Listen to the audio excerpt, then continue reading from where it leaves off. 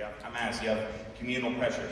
But if you're in the United States and you're bullied into silence in this unhelpful way, there's a threshold beyond which I start to lose my empathy, or I don't want to use the word empathy, I'm all about empathy. I start to lose my patience, I should say, for you to not actually speak out, to not leverage your presence, your Western privilege.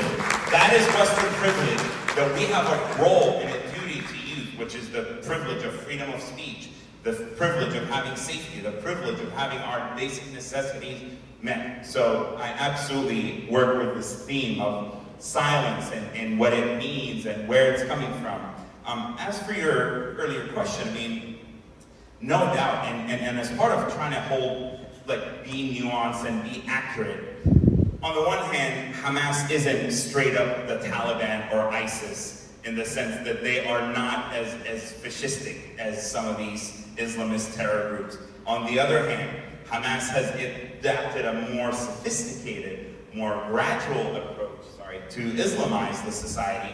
And so one of the first things they did when they took over, I got political asylum in the United States when I was 17 years old. And the interview took place on June 14th, 2007, which is the very day that Hamas took over the Gaza Strip. And I was one of the first wave of Palestinians to seek asylum in the United States from Gaza because of their control. And so later in 2007, one of the first things they did, and I remember having a conversation with my dad about it, is, they came up with a rule that women, because Gaza has beaches, and so there are a lot of, like, hookah lounges and, like, water pipes and, like, smoke hookah, whatever, everybody does it.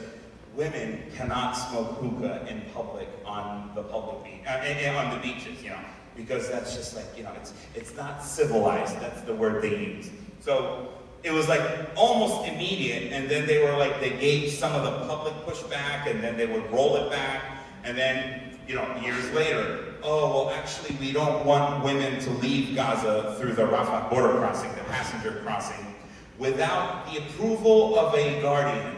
And it started with a guardian for the young women, and then they tried to expand it, it has to be a brother or a father or a mahram. And then there was like backlash, and then they were like, okay, fine, we're gonna push back, and then not really. Last year, right before October 7th, there was a young lady that I was helping in Gaza go to Bulgaria to a scholarship. And I was like connecting her with another friend of mine who was teaching her English, and how do you go through the airport, and how do you transfer flights, just basics. She had never been out of Gaza. They met at a coffee shop, and Hamas's morality police, just like in Iran, came up to my friend, and she thankfully made it out of Gaza. They came up to my friend, and the female and the male guy, the young guys, and said, are you guys together? Are you married, And they were like, no, we're not married. And they were like trying to ask him questions. Why are two single, unmarried? And it was like 11 in the morning. And my male friend, actually escalated with them. And to de-escalate, they just decided to walk away. But take this, or how about violence? How about when the honor killings that Hamas not only doesn't prosecute those who commit those, but actually allows, for example, there are other things, for example, when it comes to splitting of the inheritance, because of the Islamic doctrine that Hamas adopts, they codified in the law that women get half of the inheritance of men, and so on and so on and so on and so on. So you have, it's like death by 1,000 paper cuts. It's like threads upon threads of, entrapping women into this Islamization of the society. And Gaza, by the way, I know people find it, my family, I come from a pretty conservative Muslim family. My mom and siblings and sisters and all cover up and wear the hijab. They're very committed and devout Muslims.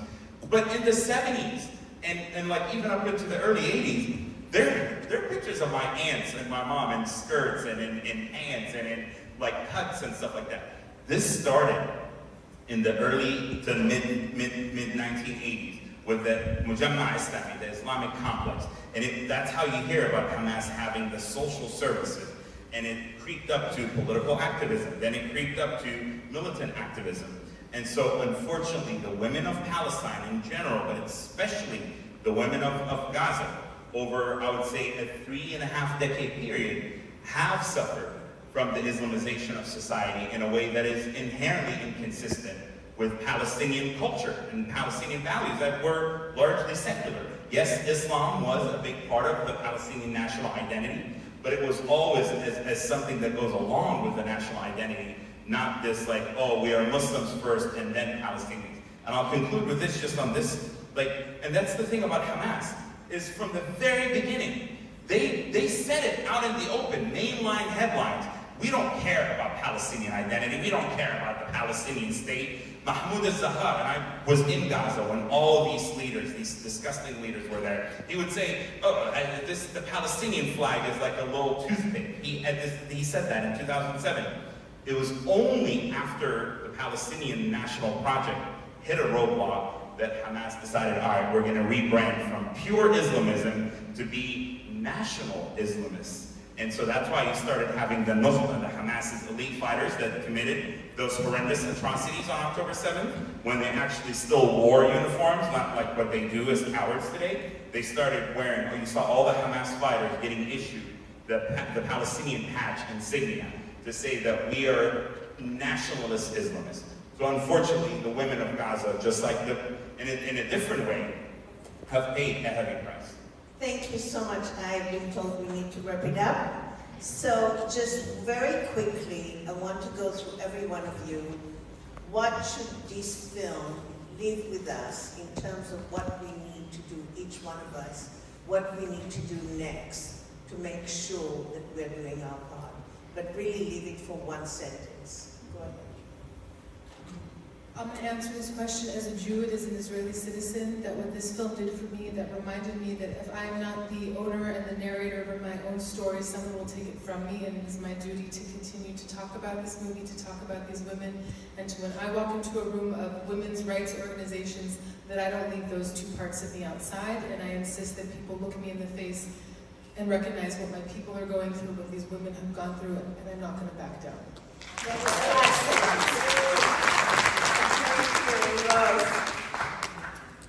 Well, I think everybody in this room can play a role. Education, as I said before, is the road to peace and understanding. There is denial not just of the women's rape issue, but there also is denial of everything. The posters being taken down, the whole experience, the whole Jewish-Israeli experience. So you have a role. You can educate, you can post, you can repost, and if you're on social media, if not, you can write a letter to the editor, you can pick up a pen, you can put your hands on this, you can make sure that every single one of your friends sees this film and other films that are relevant.